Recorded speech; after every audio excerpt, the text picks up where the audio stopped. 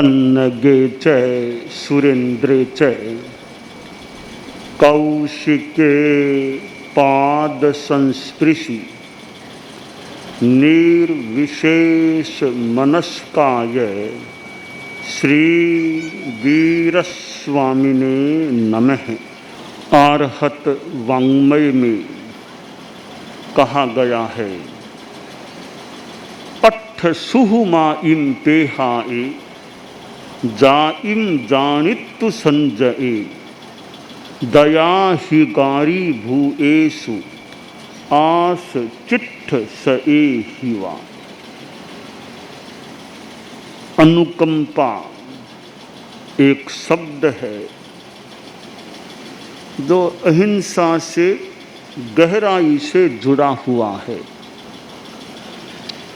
आदमी के मन में करुणा, दया, अनुकंपा की भावना होती है तो वह आदमी अपने आप को कुछ अंशों में या काफ़ी अंशों में या पूर्ण अंशों में अपनी आत्मा को पाप से बचा लेता है।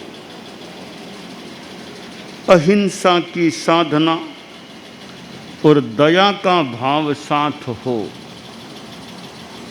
तो एक चेतना की अच्छी अवस्था रह सकती है और विकास होते होते और बढ़िया अवस्था भी बन सकती है। दया, अनुकंपा वैसे एक तात्विक विषय भी है। परम पूजनीय, परम श्रद्धेय आचार्य भिक्षु ने अनुकंपा पर एक ग्रंथ लिख दिया, ग्रंथ तैयार कर दिया। अनुकंपा की चौपाई राजस्थानी भाषा का वह ग्रंथ है जिसमें अनुकंपा के संदर्भ में कुछ विवेचन प्राप्त होता है। अनुकंपा, आध्यात्मिक अनुकंपा, लौकिक अनुकंपा, जो गहराई से विवेचन किया जा सकता है। आदमी के भीतर में अहिंसा की चेतना हो और पापाचरणादात्म रक्षा दया पाप आचरणों से आत्मा को बचाना दया हो जाती है। परस्य पीड़ा न कायब्बा, आदमी के मन में यह भाव रहे दूसरों को पीड़ा नहीं पहुंचाना। पर पीड़ा सम नहीं अधमाई, पर पीड़ा बहुत अदमता की बात होती है।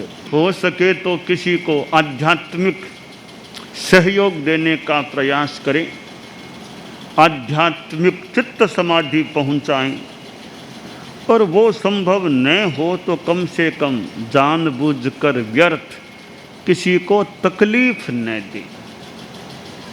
यह है दया, अनुकंपा की भावना।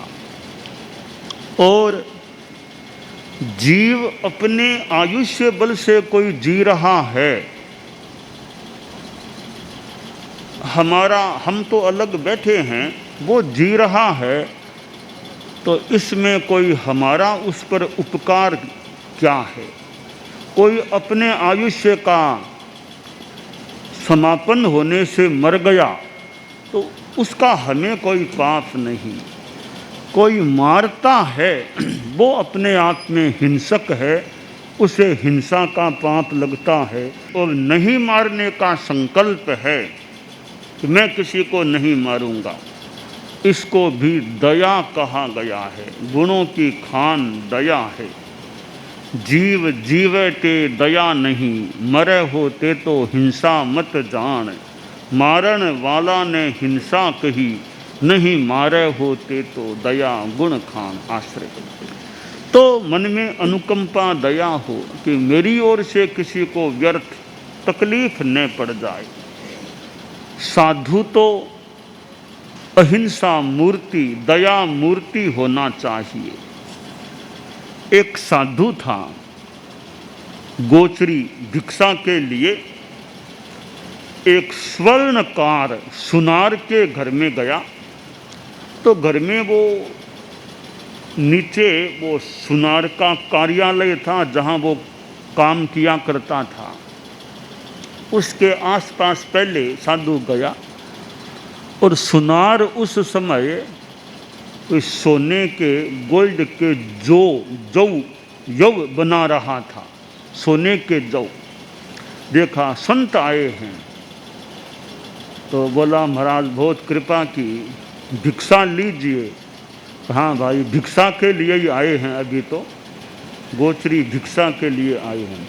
तो सुनार बोला महाराज हमारा रसोई तो ऊपर है, नीचे तो ये काम करने का स्थान है, तो मैं ऊपर जाकर देख के आता हूँ खाना तैयार हो गया है क्या। तैयार हो गया हो तो आपको ले जाऊँ, वरना थोड़ी देर आपको वेट करना पड़ सके। ठीक है, आप देख लो खाना तैयार हो गया है ना। तो स्वर्णकार तो ऊपर चला गया, वापिस आया तब तक 5-1 मिनट कोई लग गए होंगे। वो स्वर्णकार वापिस आया, आते ही उसने देखा कि मैं जो वो सोने के जौ बना रहा था, कुछ बन गए थे, वो अब यहाँ नहीं है, वो कहाँ गए। तो सुनार वो गोचरी भिक्षा की बात को तो उसने छोड़ दिया और उसके मन में ये हो गया कि वे जो सोने के गए कहाँ। तो साधु ही थे, और तो कोई आदमी यहाँ मैं गया तब था नहीं, अकेले साधु जी थे। तो साधु जी से पूछा महाराज वो सोने के जो यहाँ पड़े थे, मैं तो ऐसे ही छोड़ के चला गया कि साधु हैं, कोई चिंता की बात नहीं है, अब वो यहाँ है नहीं, तो वो जो कहाँ गए। साधु ने कोई जवाब नहीं दिया। जवाब नहीं दिया, एक बार पूछ लिया, दोबारा पूछा, तिबारा पूछा महाराज वो जो कहाँ गए, सोने के मैं यहाँ छोड़ कर के गया था। साधु बोला नहीं। तब सुनार के मन में विश्वास हो गया वे जो साधु नहीं चुराए हैं, कहीं इधर उधर इसने कर दिए हैं, यह साधु चोर है। गुस्सा आ गया। तो गोचरी भिक्षा की तो बात दूर रही, उसको तो वो गुस्से में इतना भाव आ गया कि साधु के सिर पर गिला गिला चमड़ा यूं बांध दिया, धूप में ले जाके उसको खड़ा कर दिया। जैसे आजकल की धूप होती है, तेज धूप में खड़ा कर दिया। साधु वहाँ खड़ा रह गया, एकदम ध्यानस्थ हो गया। यह भी तपस्या है, कोई धूप में खड़े खड़े ध्यान करे, साधना करे, इधर तो आहार नहीं करना, धूप में खड़े खड़े कोई ध्यान करे, आतापना ले, समता में रहे, बहुत अच्छी तपस्या है।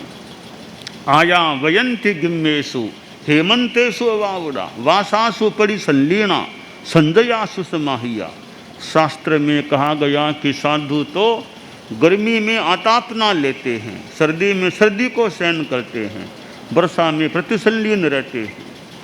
तो साधु धूप में ध्यानस्थ हो गया, एकदम समता की साधना, कोई बात नहीं, समता में रहो।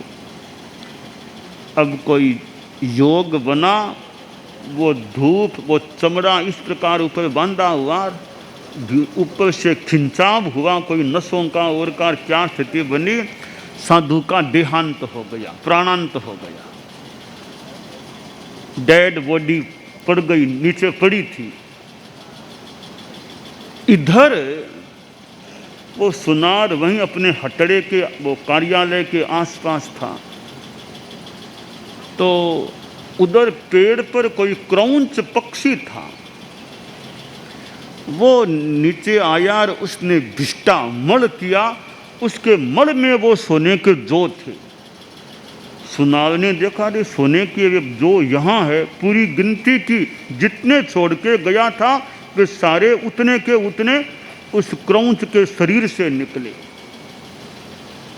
अब स्वर्णकार ने सोचा रे बात तो यह है कि ये साधु ने तो नहीं लिए लगते हैं। हुआ यूँ कि वो सुनार ऊपर चला गया था, साधु एक तरफ खड़ा था, वो क्रौंच पक्षी पेड़ से नीचे उतरा, वो उस हटड़े में कार्यालय में गया और उसने सोचा ये खाने के जौ हैं, उसने वो मुंह में ले लिए, निगल गया और उड़ गया, चला गया।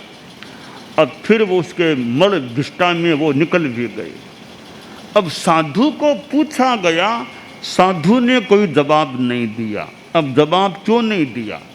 कि साधु के सामने यह बात थी कि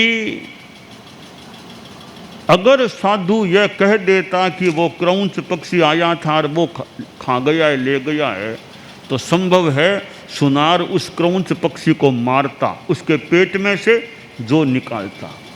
साधु ने सोचा मेरे कारण से किसी पक्षी की हत्या हो जाए, मैं तो अहिंसा महाव्रती हूँ, तो मेरे कहने से बोलने से पक्षी की हिंसा हो, पंचेंद्रिय प्राणी, वो मुझे मंजूर नहीं। और झूठ साधु को बोलना नहीं, सत्य बोल दे तो क्रौंच पक्षी की हिंसा की संभावना। साधु ने कोई जवाब नहीं दिया। आखिर उसका प्राणांत हो गया। उसने क्रौंच पक्षी की हिंसा अपने कारण से नहीं होने दी। तो कितनी बड़ी दया, अनुकंपा कि साधु ने मानो अपना बलिदान कर दिया, साधु शहीद हो गया कि क्रौंच पक्षी मेरे कारण से नहीं मरना चाहिए। कोई दया का मानो बहुत बड़ा उदाहरण है कि एक साधु ने अपना जीवन गया तो गया उसका, क्रौंच पक्षी की हत्या अपने कारण से, अपने निमित्त से, अपने बोलने के कारण से हो सकती थी, वो नहीं होने दी। तो यह तो दया का मानो आदर्श सा कोई उदाहरण है। आप लोग गृहस्थ हैं, खैर मैंने साधु की बात बताई। साधुओं के लिए भी एक आदर्श है कि कैसे उस साधु ने प्राणांत को मानो उसका हो गया तो हो गया, पक्षी की हिंसा नहीं होने दी। तो साधुओं की तो खैर बहुत विशेष बात होनी ही चाहिए। हालांकि आदर्श तक तो हर साधु पहुंच जाए, बहुत अच्छी बात है, सब ने भी पहुंच पाए, पर आदर्श तो आदर्श है। कई बार हम आदर्श तक मान लो पहुंच नहीं सके, पर आदर्श हमारे सामने तो है ना कि यह आदर्श है, ताकि कुछ तो आगे बढ़ने का प्रयास करें। एक रेलवे स्टेशन पर ट्रेन का टाइम टेबल लिखा हुआ था कि इतने ट्रेन आती है, अमुक ट्रेन इतने बजे, अमुक ट्रेन इतने बजे, अमुक ट्रेन इतने बजे आएगी, इतने बजे रवाना हो जाएगी। टाइम टेबल लिखा हुआ था।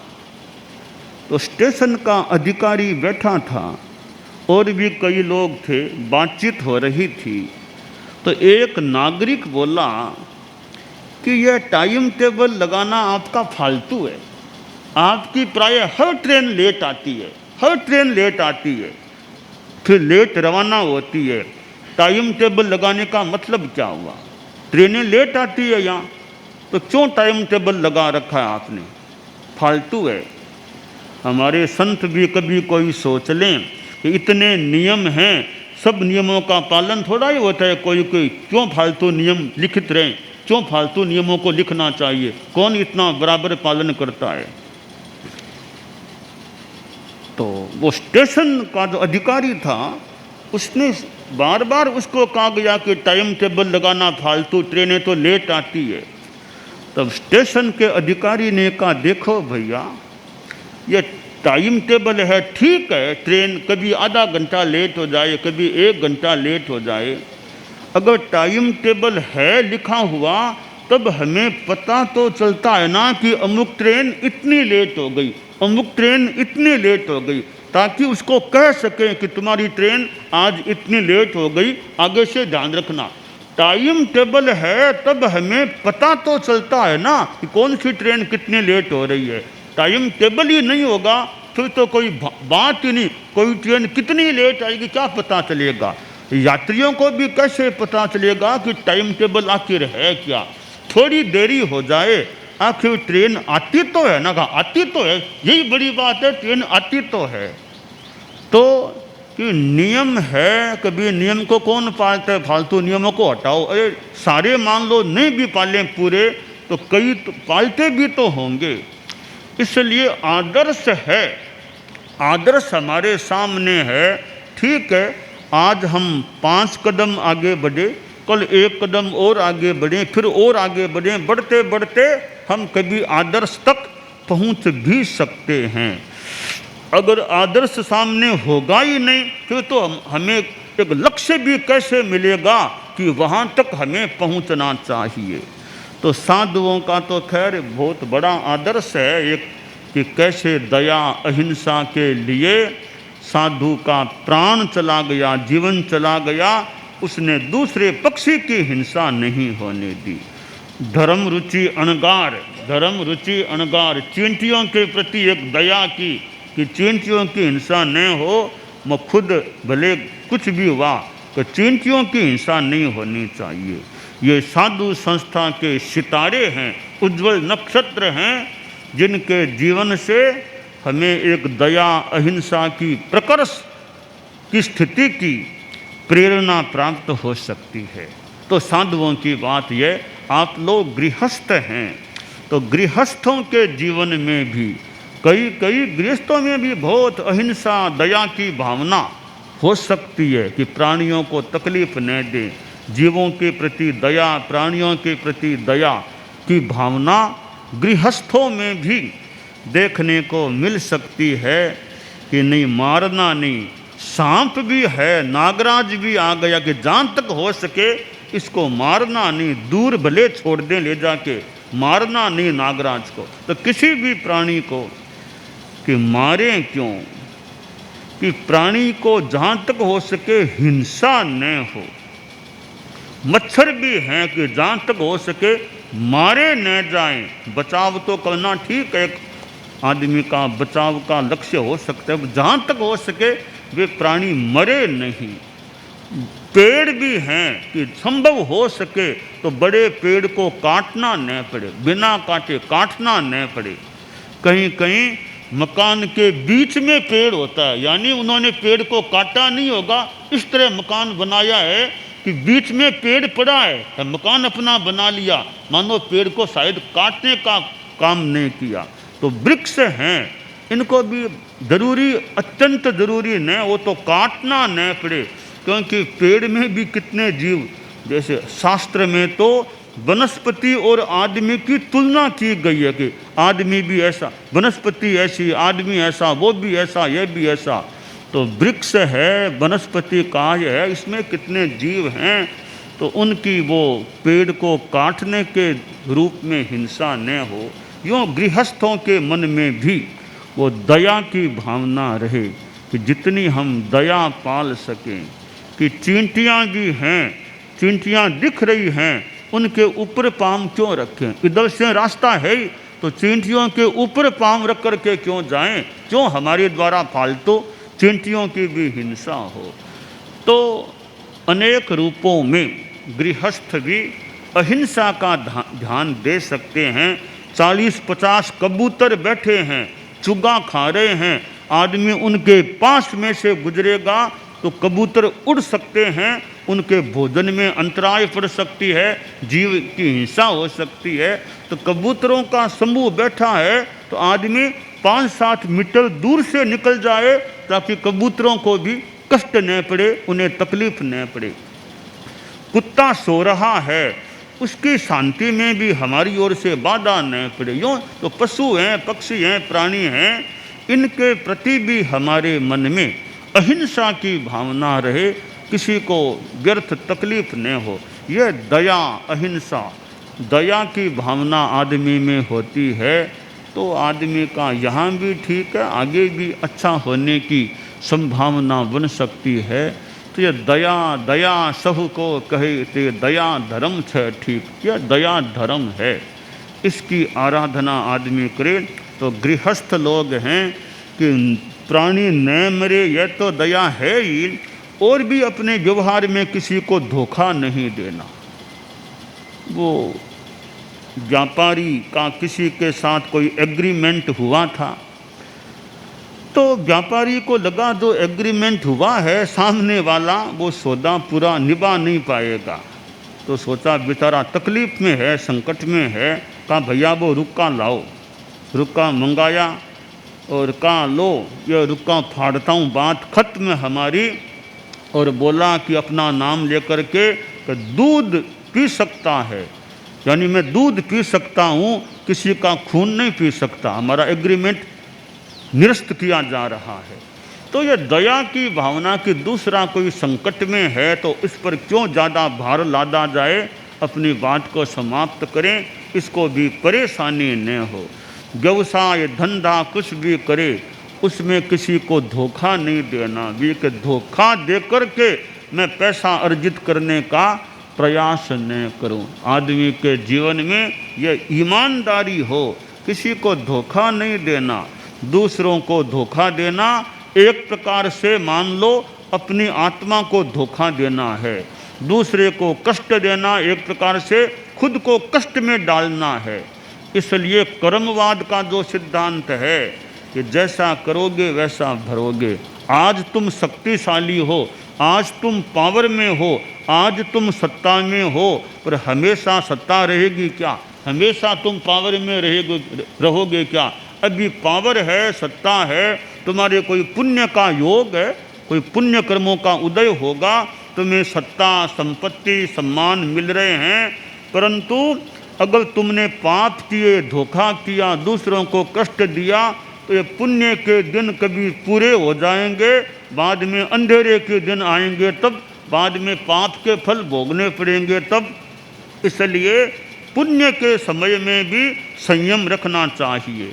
एक जगह तो कहा गया, किसी ने श्लोक में कहा कि पुण्य न हो विभव माँ हो पुण्य का, मुझे पुण्य नहीं चाहिए, क्योंकि पुण्य होता है वैभव मिलता है, फिर मान लो अहंकार आ जाए, पाप हो जाए, हमें पुण्य नहीं चाहिए, साधारण ही ठीक है। तो पुण्य है भी, तो पुण्य के दिनों में भी संयम रखो, अहिंसा रखो, दया रखो, ताकि वो आगे पाप का फल न भोगना पड़े, पाप न बंधे।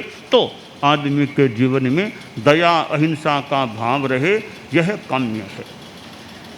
दानान सिद्धम अभयपयाणम सच्चे सुया अनवज्जं वयन्ति तवे सुया उत्तम ब्रह्मचेरम लोगुत्तमे समणे नाय पुत्ते।